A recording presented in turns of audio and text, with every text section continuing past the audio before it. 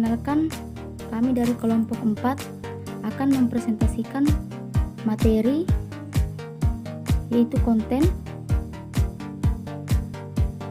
Perkenalkan, nama saya Gisela Sagina sebagai moderator dan pemateri, Anggi sebagai pemateri kedua, Veronica sebagai pemateri ketiga, Indasari sebagai pemateri keempat, Anita sebagai pemateri kelima, Rahmat sebagai pemateri keenam. Adapun pembahasannya yaitu foto dan video, copywriting, search engine optimization.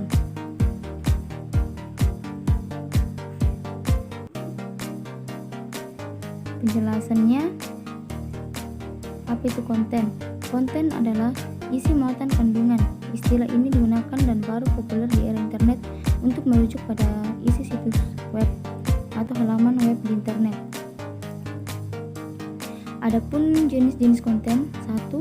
Suara. Suara merupakan konten media penyiaran radio. Audio juga bisa menjadi konten website yang kini dikenal sebagai podcast, singkatan dari playable on demand broadcast. Bedanya dengan radio yang umumnya berupa siaran langsung dan live streaming. Podcast adalah audio yang dimuat di website berupa file yang dapat diunduh dan dapat didengarkan kapan saja dan di mana saja. Yang kedua, teks atau tulisan adalah jenis konten tradisional atau konvensional berupa tulisan, baik berupa berita, opini, tekstur maupun esai dan tinjauan. Teks disebut konten tradisional karena teks menjadi sajian utama media informasi sejak pertama kali munculnya, yaitu akta diurna. Sajian media tercetak, surat kabar, majalah, mayoritas berupa teks dengan tambahan gambar atau foto. Dari sisi format, teks atau tulisan bisa berupa berita, opini, atau tekstur. Konten teks tidak bisa disajikan di media penyiaran radio. Televisi masih bisa menyajikan konten teks, misalnya berupa running text atau infografis. Selanjutnya akan dilanjutkan oleh Saudari Anggi. Video adalah konten internet terpopuler saat ini. Ini pula yang membawa berkah penghasilan besar bagi banyak YouTuber. Foto, gambar, image atau fitur adalah konten berupa foto hasil jepretan kamera ataupun hasil desain grafis. Konten gambar lebih disukai pengguna media sosial daripada teks atau tulisan. Per definisi, video adalah rekaman gambar hidup yang awalnya ditayangkan di media televisi. Kini video bisa dipublikasikan melalui platform media sosial. Berbagai video seperti YouTube, Vimeo, dan Dailymotion.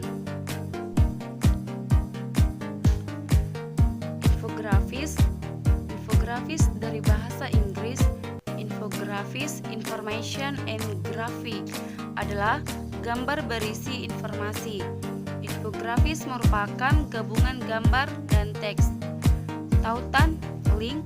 Tautan adalah ciri khas konten media online atau halaman website berupa anchor text dan URL halaman website tertentu.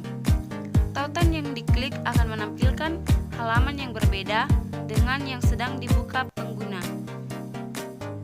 Baiklah, selanjutnya e-book. Electronic book atau e-book atau buku elektronik adalah buku berupa file yang bisa diunduh dan dibuka di perangkat komputer, laptop, atau ponsel. Selanjutnya yakni game. Game adalah permainan yang digunakan media elektronik. Ia merupakan sebuah hiburan berbentuk multimedia yang sangat digemari anak-anak dan anak muda. Game dimainkan dengan aturan tertentu sehingga ada yang menang dan ada yang kalah. Games dalam konteks konten website adalah personal computers atau PC. Games dan mobile games yang dimainkan di komputer dan ponsel. Selanjutnya yakni QR Code.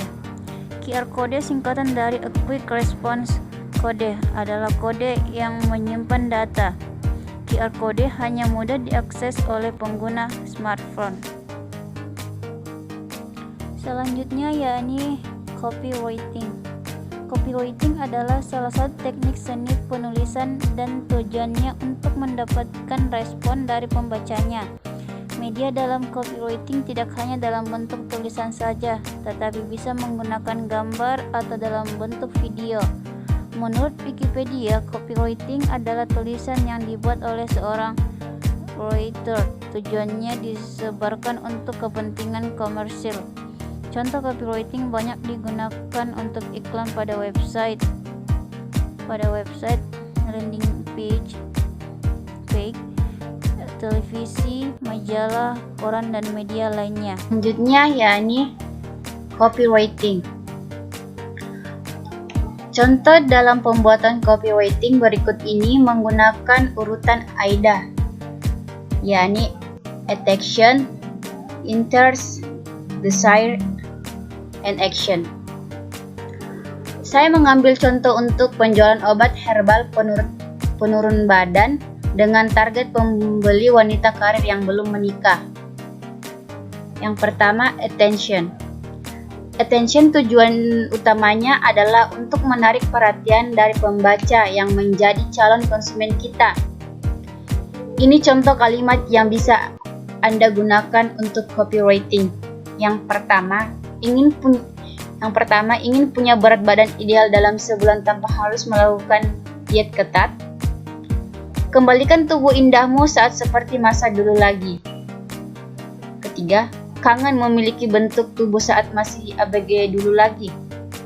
Tidak punya waktu untuk berolahraga karena kesibukan kerja.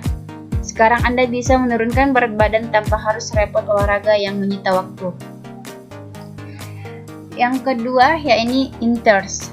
Langkah selanjutnya setelah interest, buat mereka calon konsumen yang datang menjadi tertarik dengan produk obat herbal penurun berat badan yang Anda jual sehingga mereka mau melanjutkan membaca copywriting sampai akhir. Ingatkan dengan masalah berat badan yang mereka miliki agar lebih menarik. Tambahkan beberapa informasi, fakta, data statistik, alasan yang membuat calon konsumen semakin tertarik. Berikut contohnya. Yang pertama,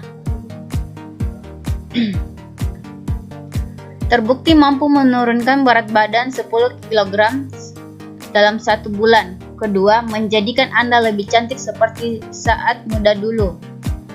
Yang ketiga, bisa terlihat 5 tahun lebih awet muda.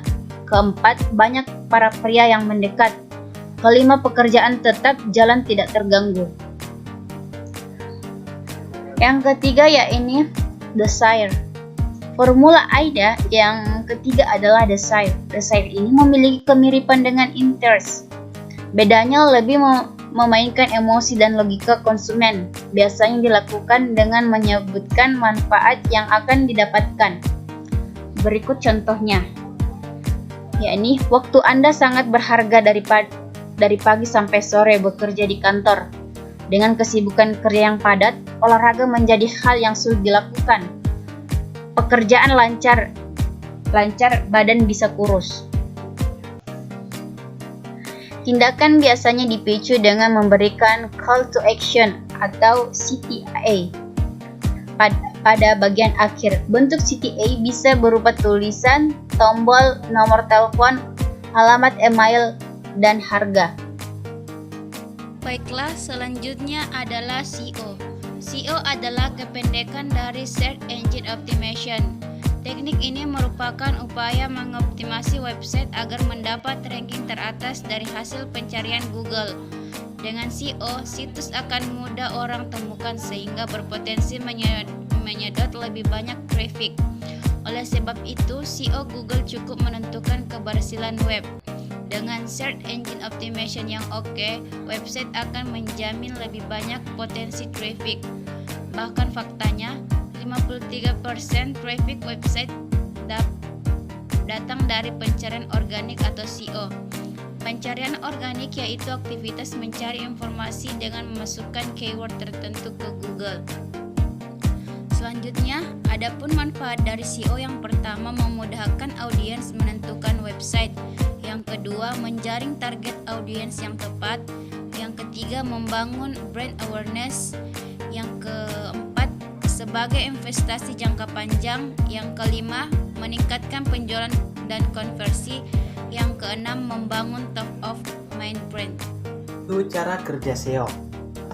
Google memiliki tool yang bernama Web Crawler. Web Crawler inilah yang membantu Google mengumpulkan berbagai konten di internet, menyimpan ke database atau lemari penyimpanan mesin pencari, hingga mengelolanya. Ringkasnya, ini dia cara kerja SEO setelah Anda merilis website ataupun memposting konten baru di blog. Crawling, proses mengumpulkan